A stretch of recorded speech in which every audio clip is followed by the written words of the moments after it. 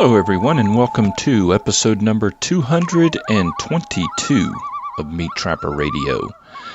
I am recently back from a spectacular trip that I took up to the frozen north, the far north of Minnesota, and I went up to the Boundary Water Canoe area with Patreon member Eric Duffy, and we had a marvelous time. It truly was an eye-opening experience for me. I know it's probably commonplace to Eric as he lives up in that neck of the woods. But for me, I had never been up there, and I saw a lot of new things. I learned a tremendous amount from Eric, and I am in his debt. Eric, I owe you, buddy. And I got a little package coming your way as soon as I can find a suitable box around here to package this stuff up and send it up to you. But I'm going to do a bonus episode, Patreon-only episode, on all the gear that we used, the boats, the camping gear, the stoves, the whole 9 yards, what worked, what didn't work, what I'm going to take next time, because I will be going back. That entire area up there is just an outdoorsman's paradise. We were up on the Canadian line, crossed over into Canada, and I had my picture taken on the monument and all of that. So it was great fun and just a wonderful, wonderful time. But I'll do a bonus episode on the gear, and then I may even do a bonus episode on some of the philosophical realizations that I came to while I was up in that wilderness, because it's one of those things where you can't go up there and experience all of that and not be changed in some way. And I can assure you that my outlook on many things changed as a result of my experience up there. But enough about that. And since I was out of pocket, I apologize for the delay in responding to emails and messages and all of that. But I would also like to thank Mr. Brian McKee of southernsnares.com, of Sleepy Creek Traps, and of thompsonsnares.com.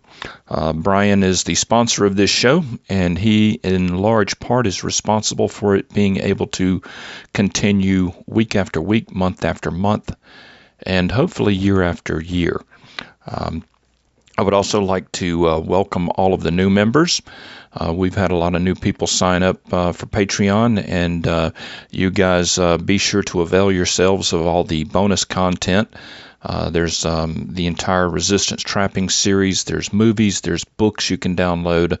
All of that stuff is up there. And if you have any problems getting to it or figuring out how to work computers or anything like that, just contact me. Let me know. Send me a message on Patreon. You just click the little message button and send it, and I'll get it.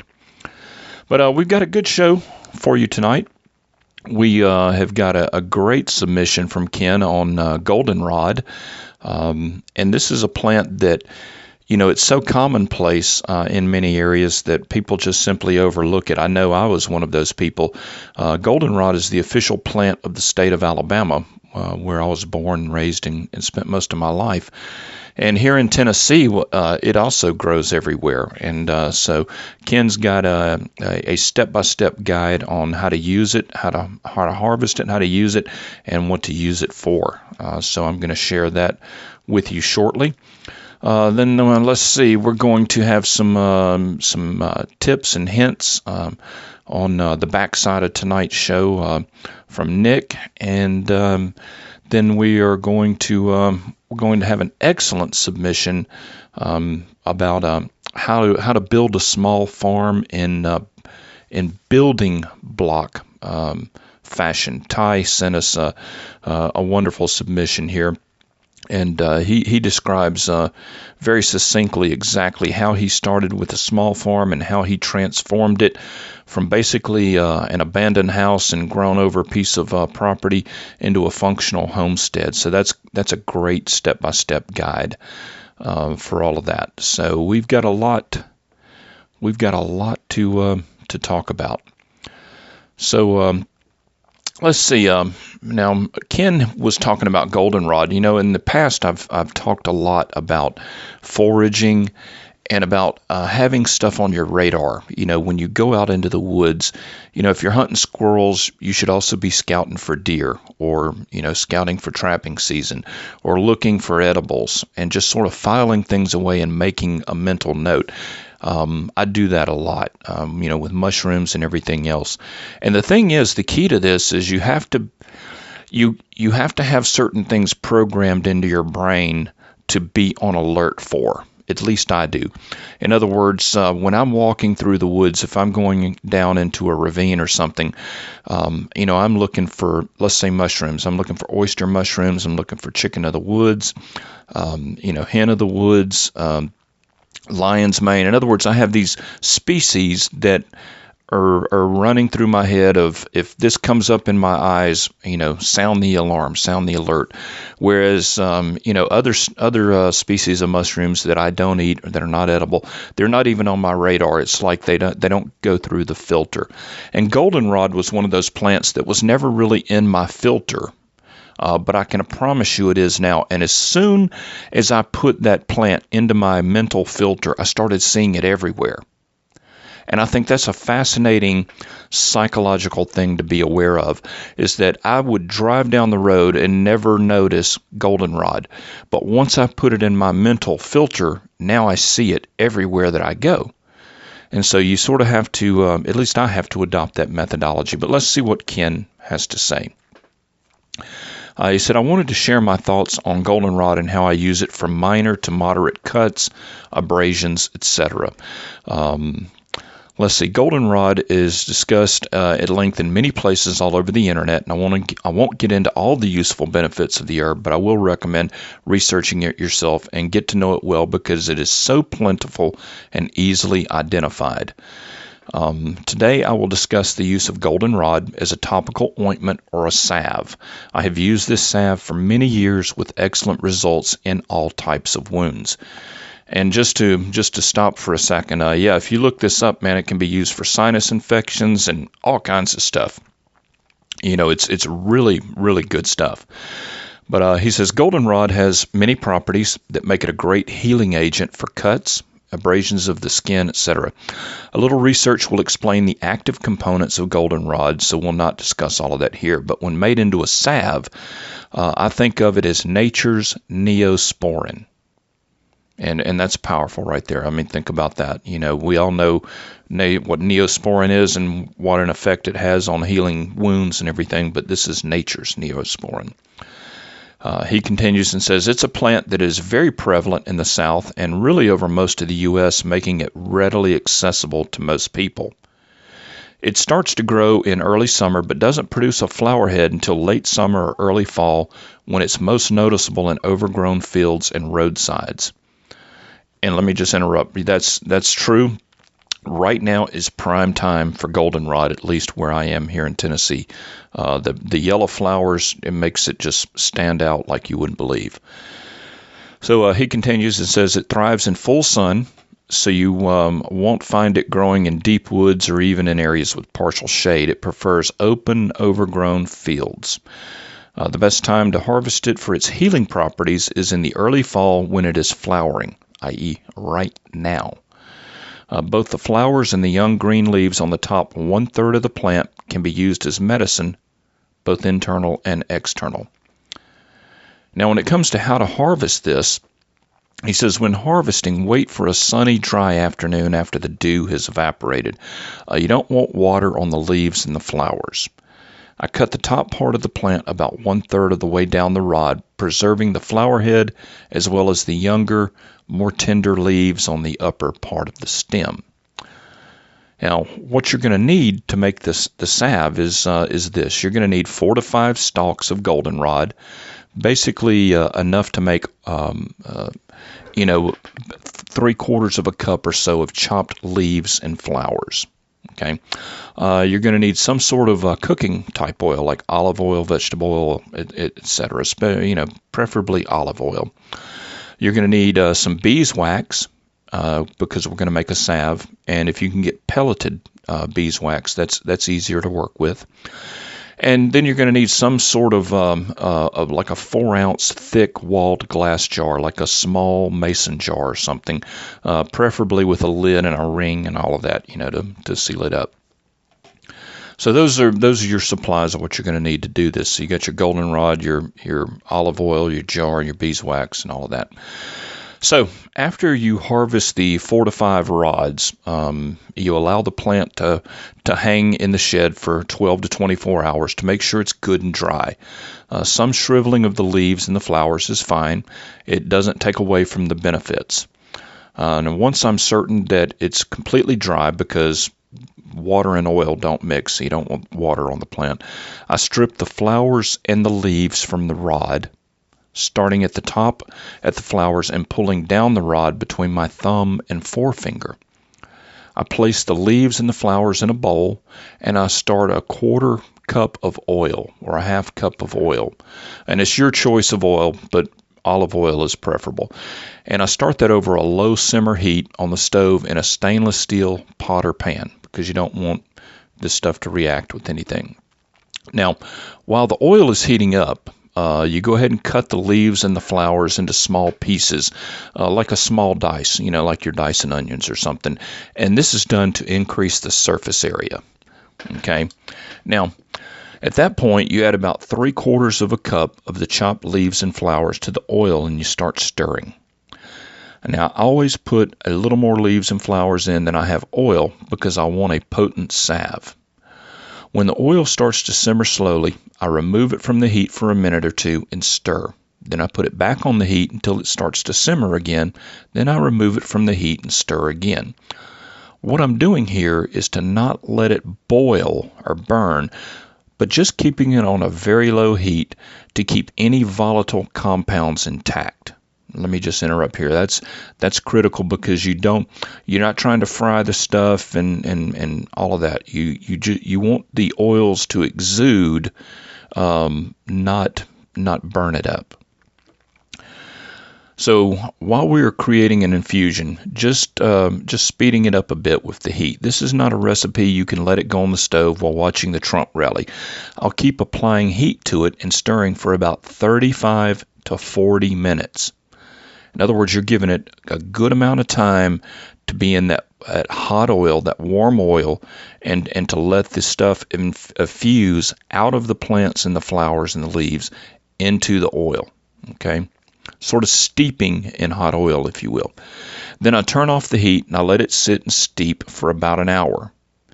If using a clear oil, it will turn a green-brown tint after heating and steeping. Next, I strain the oil mixture through a fine sieve that removes the leaves and the flour, and into a 4-ounce glass jar, like a little mason jar. This is where I had my beeswax. Now, I use beeswax as it too has some healing properties.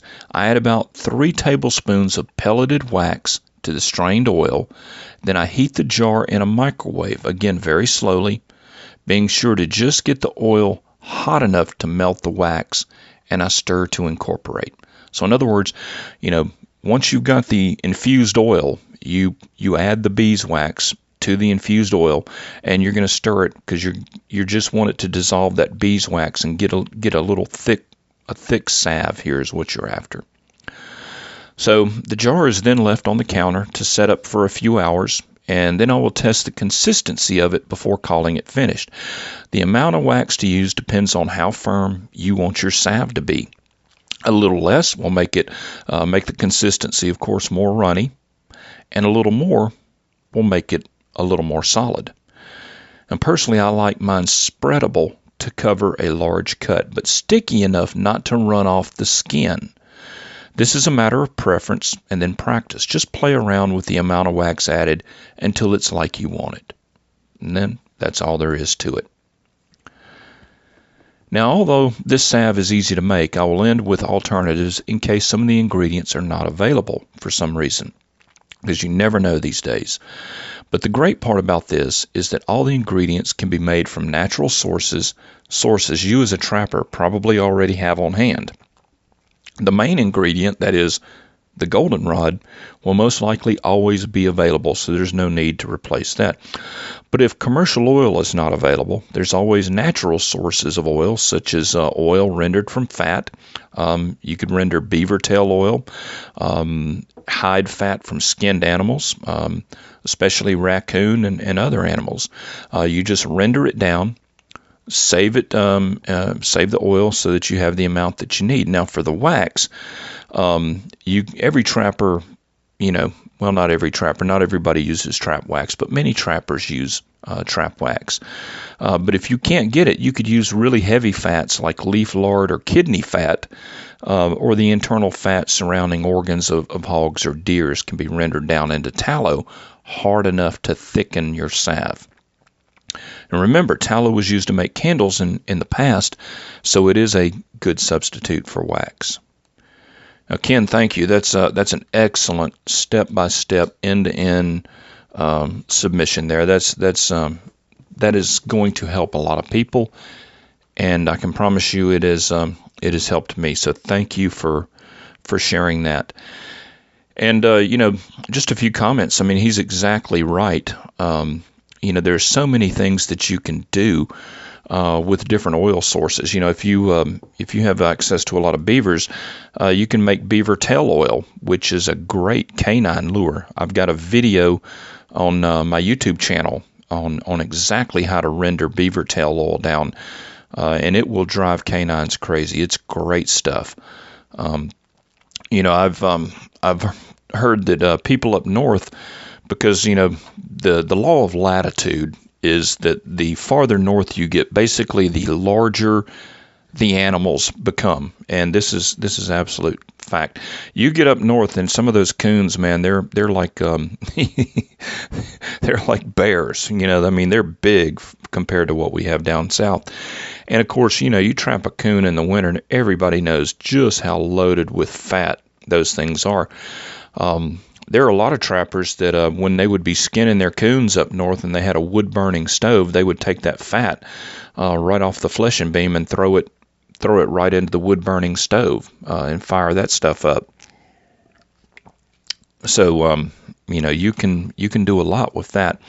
And I recently purchased a bunch of the leaf fat from a grass-fed cattle operation here in Tennessee. And I rendered that down into lard, and man, you talking about the most pure lard that you can imagine. When you make your own lard from kidney fat or leaf fat, you render it down. There's no comparing that to the garbage that you buy in the store. There's no comparing it. People, lard gets a bad rap. People think, it's fried in lard. Well, if you have good quality lard, not the Walmart crap, but like the stuff that I render down myself. I mean, it is an outstanding way to fry things.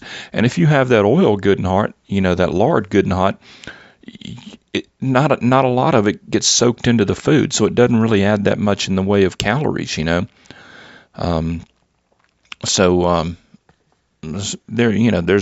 a lot to be said for all of that.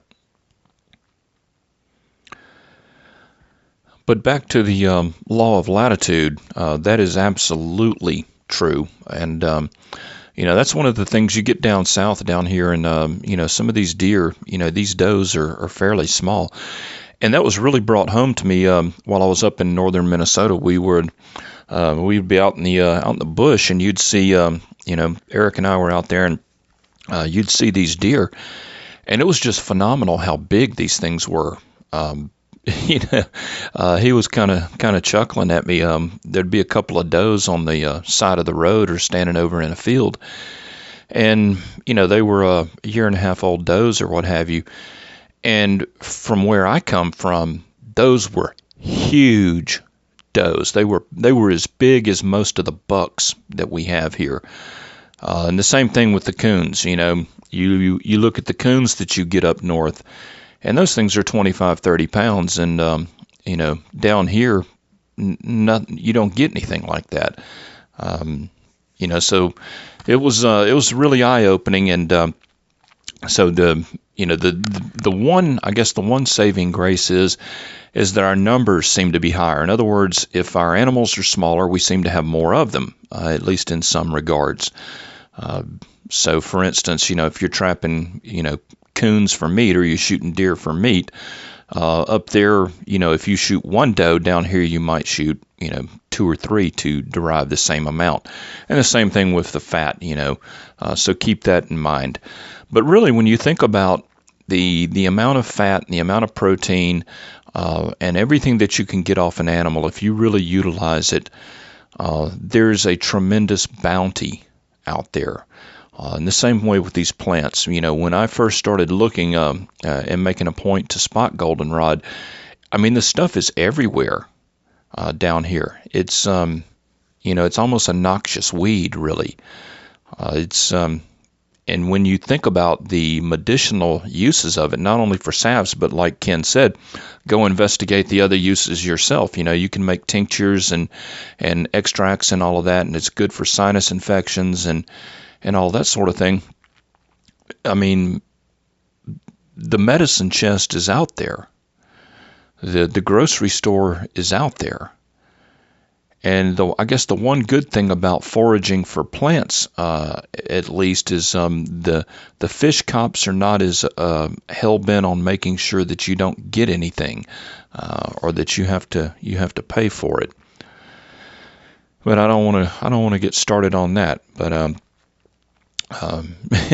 it was interesting. I was looking through the rule book here in Tennessee the other day, and you pretty much have to have a college degree and a computer to figure out what's legal to hunt, where, and when in some of these cases. Everything is a preserve or a WMA, and there's this hunt and that hunt and on this day other than that day, and oh man, and you've got this type of license and that type of license, and you need the combination of this one and that one in order to do this on this day in this area. It's like, Jesus Christ, and so they end up, down here at least, they end up selling what they call a sportsman's license. It's an all-in-one. It's $166, which I think is outrageous. But you buy that and you pretty much have everything that you need. So, but not to digress. But anyway, if you were a Patreon member, I would like to invite you to stay tuned for the second half of tonight's podcast. And if you are not a Patreon member, I'd like to ask that you consider becoming one. You can go to patreon.com/MeatTrapper and get all signed up and join the tribe, because we do have a lot of hardcore information that is not available anywhere else. And the main thing is the people that we have in our tribe are some of the finest people you're going to meet anywhere, and they're always willing to go out of their way to help each other and to help others. And that's the thing that I'm most proud of. And Eric is an excellent example of that. I had never met Eric before. We'd corresponded through email or what have you, and he invited me up, and he picked me up at the airport. When I got off the plane, he had everything packed. He had 2 canoes sitting on top of his car. Had all of the gear, had all of the food, had everything ready to go, had the entire trip mapped out, and we had a blast. Just a blast. And like I say, I learned so much, because it's not just going up there to paddle and go on a canoe trip, but it was an opportunity for me to see a part of the world that I'd never seen before, up close and personal, and to learn so very much. And for that, I'm grateful. And had a good time. He's quite the. I'll tell you one thing. Eric is one of the best, if not the best, campfire cooks I've ever seen. And I want to talk a little bit about that, because that's a lost art. With all the backpacking stoves, and with all of the freeze-dried meals, and just add water and all of this ultralight backpacking stuff, it was great to get back to cooking over coals. And as Eric told me, he said, I'd rather cook over fire than I would on a stove any day of the week.